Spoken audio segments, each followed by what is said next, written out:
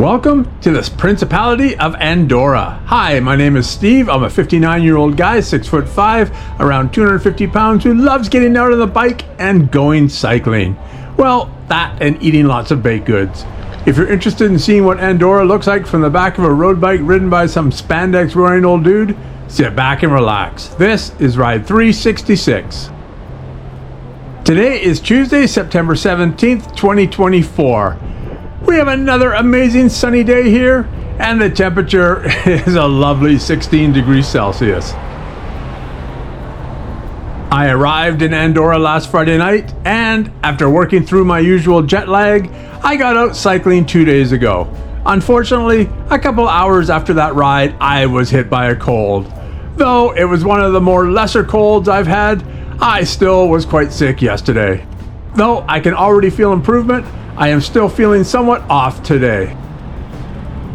I will be leaving Andorra early Thursday morning and returning to the Barcelona airport, where I will get picked up along with some other cyclists and driven to the French side of the Pyrenees. From there, we will start a 5-day cycling trip early Friday morning and conclude in the Spanish cycling mecca of Girona next week.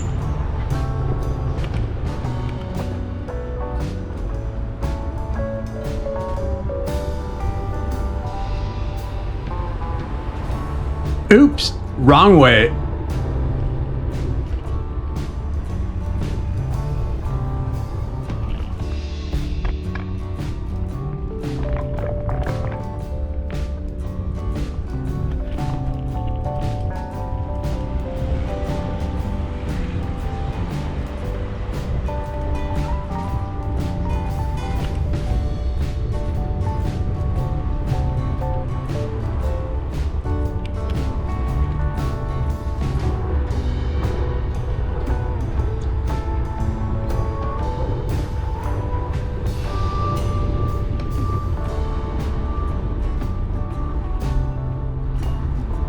I have been debating for the last several hours whether I'd even go out cycling today.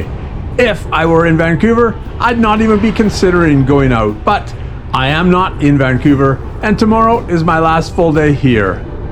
According to the local weather forecast, we can expect rain here tomorrow afternoon. So, really, either I go out cycling here today, or I just forget all about it. I checked the various routes suggested by Strava. The easiest suggested route is a 60-kilometer ride from Andorra la Vella to the city of La Seu d'Urgell and back, with approximately 550 meters of climbing. That would be a pretty normal ride for me in Vancouver, and it's definitely the easiest ride in an area known for its mountain rides. So, after hours of deliberation, I decided I'd just get out and go do that ride. Here is my Strava route map for this ride.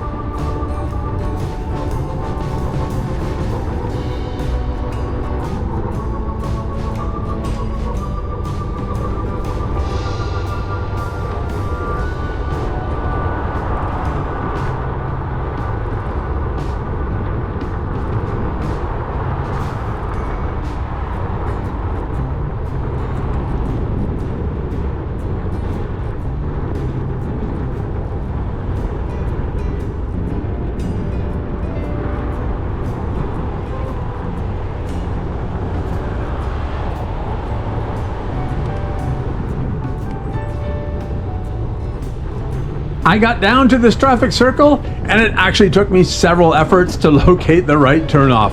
On my first go, I ended up in a tunnel, a place I probably didn't want to be.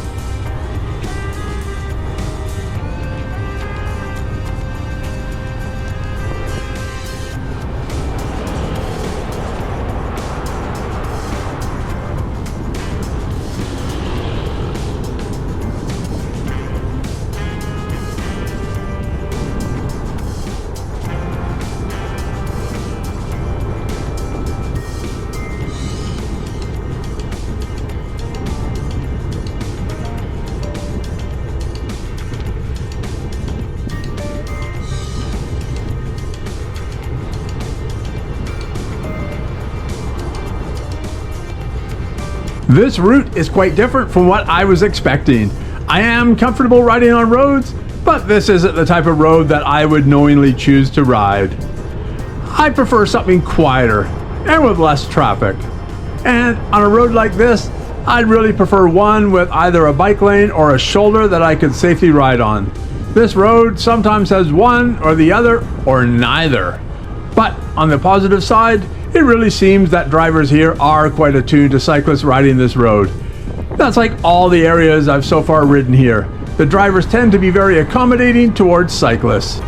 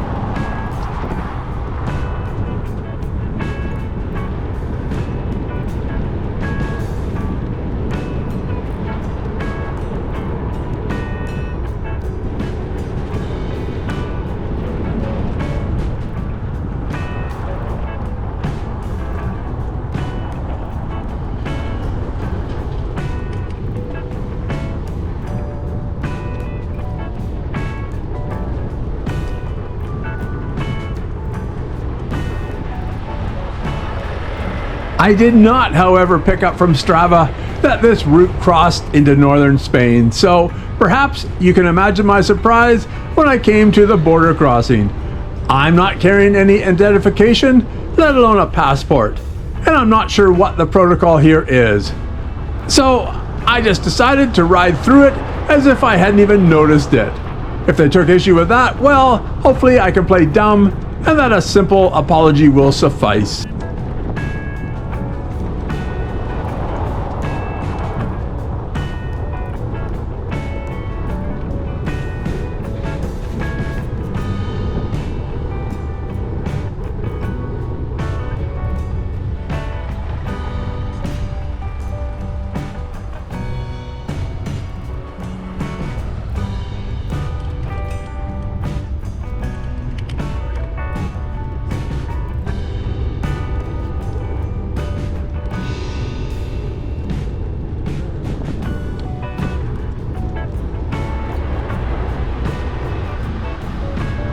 Well, I'm still proceeding and no one has come after me. Perhaps they don't really even care. The border agents here are really just tax collectors anyway, and it seems quite doubtful that a cyclist would be smuggling alcohol or tobacco across the border.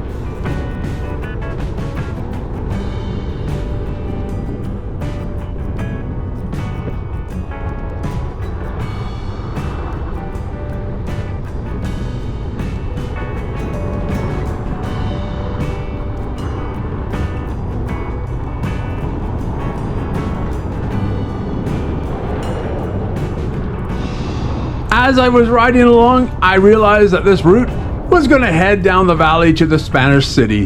When I'd considered this route, I was kind of hoping that it would be reasonably flat and that any climbing would be around that city. In that case, if the climbing proved too much for me in my sick condition, I could just turn around and head back.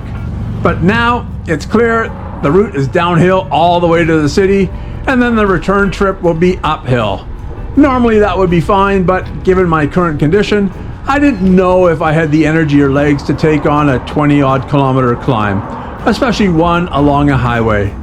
I really didn't want to run out of energy along the side of this highway and struggle to get back to Andorra, so I decided to just turn around and start the trek back. Though I didn't know it at the time, that actually turned out to have been the right decision.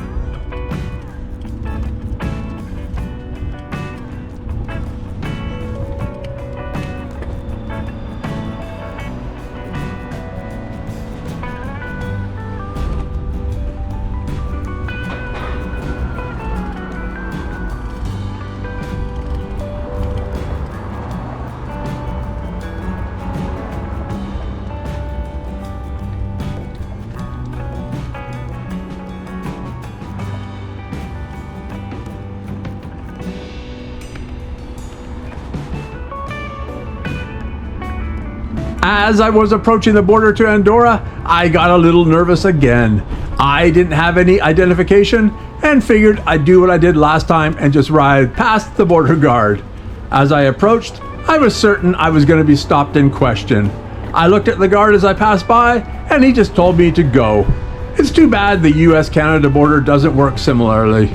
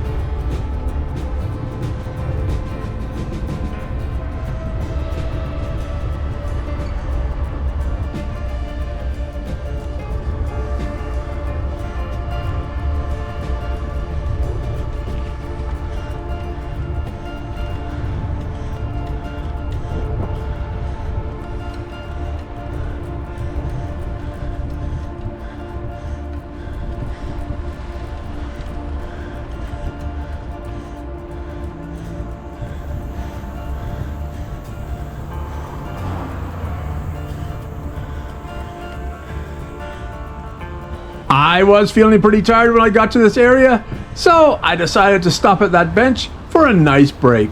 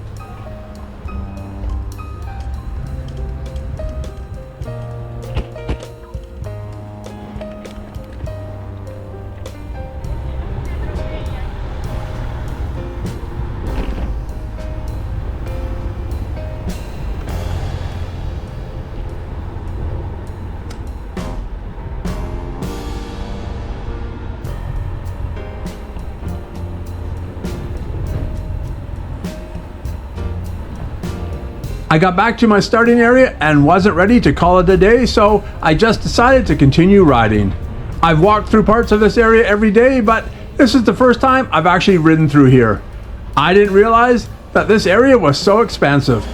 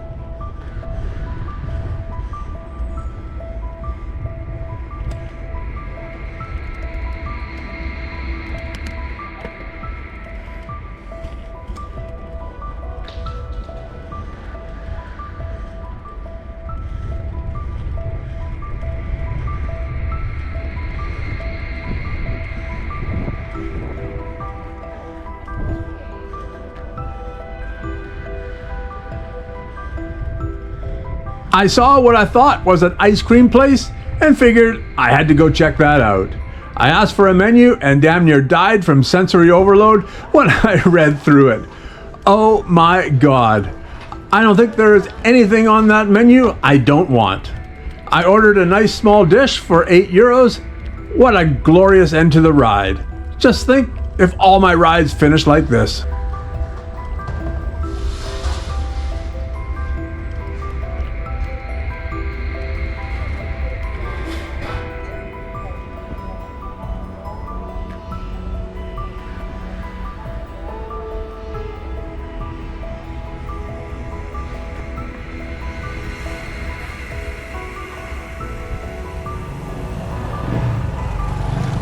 Now, I just need to find a way back to my hotel.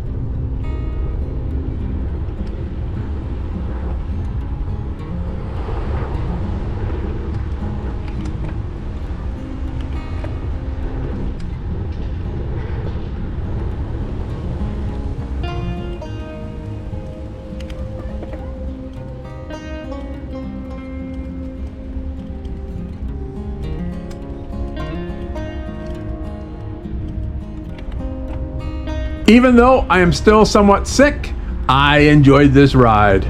I got in 31 kilometers and 352 meters of climbing, and even more importantly, I overcame my natural resistance to cycling while sick. I will catch the 7 a.m. bus to Barcelona on Thursday morning.